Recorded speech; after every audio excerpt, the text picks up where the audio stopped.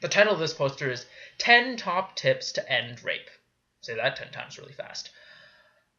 And it's addressed toward men, obviously.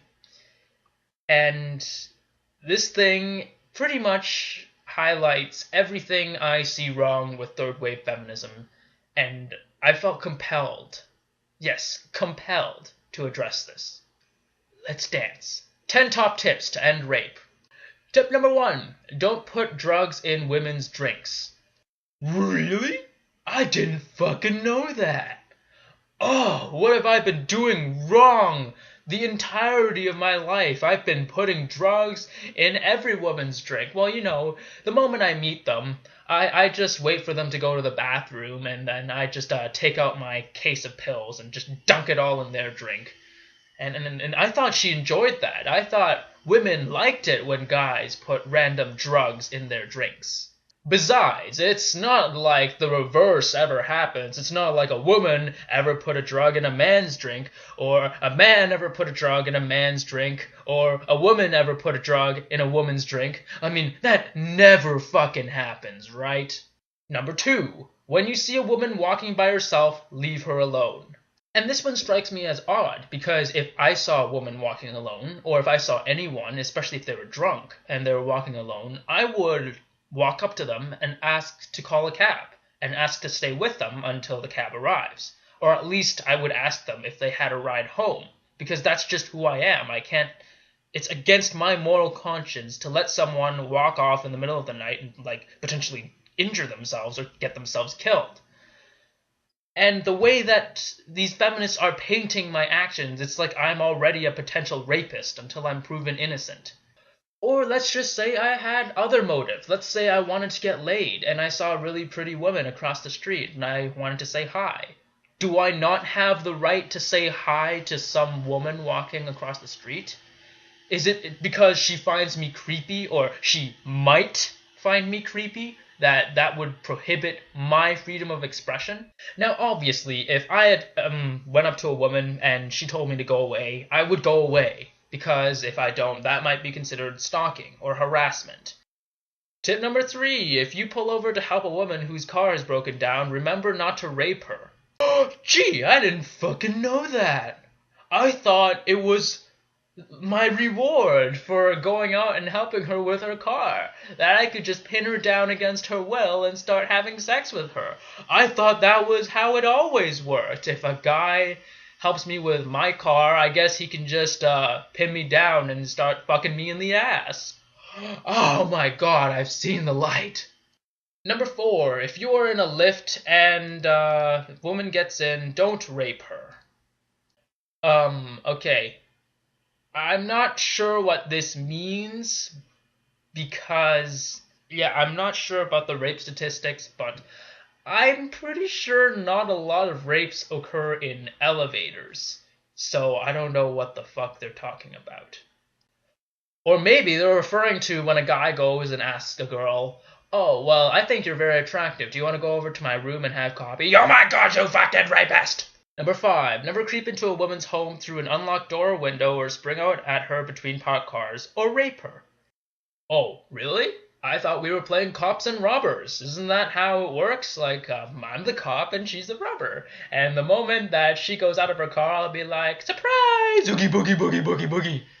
Number 6, use the buddy system. If you are not able to stop yourself from assaulting people, ask a friend to stay with you while you are in public. I wonder how such a conversation would go anyways. Dude, see that girl over there? I really want to rape her. What do I do? Nah, bro, you should probably not. But she's really hot, and it's like she's shaking her ass at me, so clearly she's asking for it. I don't think that's a good idea. You're probably right. Number 7, don't forget, it's not sex with someone who's asleep or unconscious, it's rape. I thought women love to wake up with a dick in their face this entire time. My bad. Tip number 8, carry a whistle. If you are worried that you might assault someone by accident, you can hand it to the person you are with so that they can call for help. Excuse me, miss, don't take this the wrong way, but I find you really attractive, and I want to have sex with you against your will. So, here's a whistle, and if you ever want to call for help, there it is. I'm just putting it out there. What, I gave you a rape whistle? Don't look at me like that. Number 9, don't forget, honesty is the best policy. If you have every intention of having sex later on with the woman you're dating, regardless of how she feels about it, tell her directly that there is every chance you will rape her. If you don't communicate your intentions, she may take it as a sign that you do not plan to rape her and inadvertently feel safe. So how many guys do you know that say this? Okay, sweetie, I want to have sex with you. Well, I don't feel like it. Oh, that's okay, I'm just gonna rape you now. Yeah, how many guys actually do that? And let's just say a guy really is looking for intimacy in his relationship. You know what most guys do? Most sane guys, if they're not getting any? They just break up with the girl, go to the bar, get a few drinks, and hook up. And tip number 10, my favorite tip of them all, don't rape. No, I'm serious. It says don't rape. Like, you can check it out for yourself. It actually says don't rape.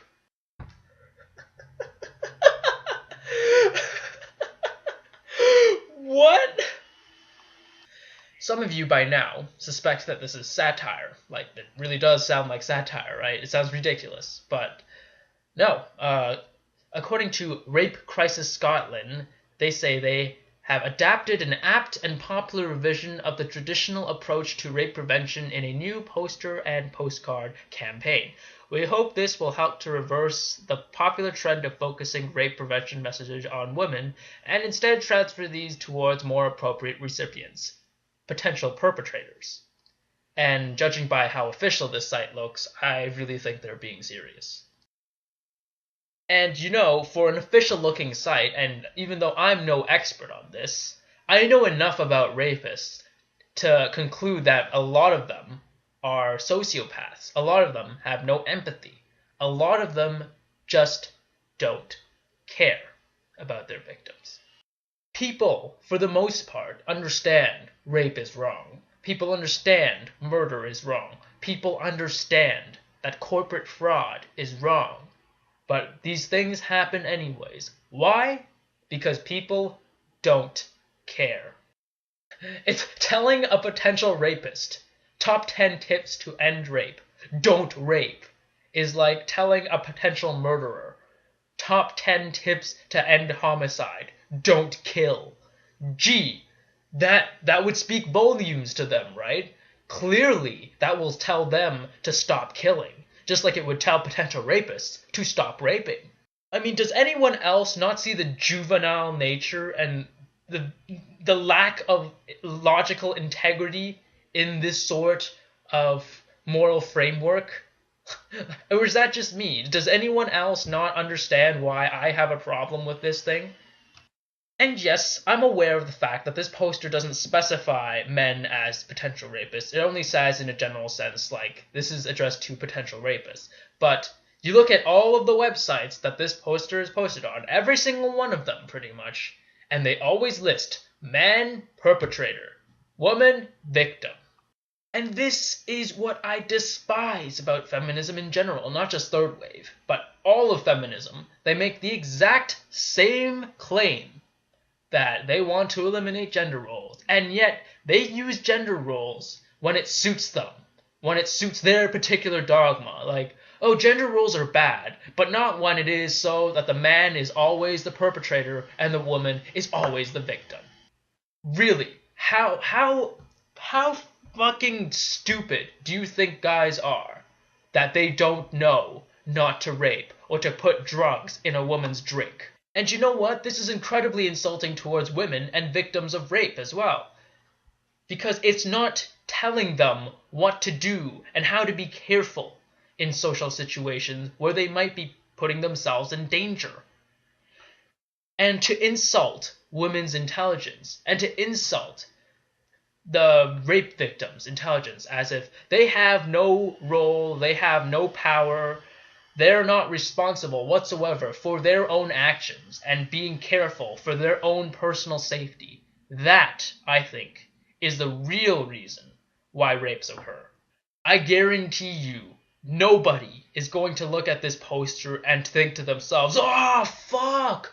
Oh, I didn't realize that to stop rape from happening, I should not rape."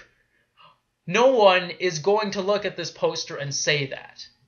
This is completely worthless in actually trying to prevent rape.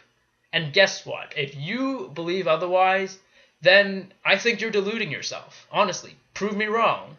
Try and justify the existence of this poster, and we'll see how far you get. May the truth always be heard. Peace.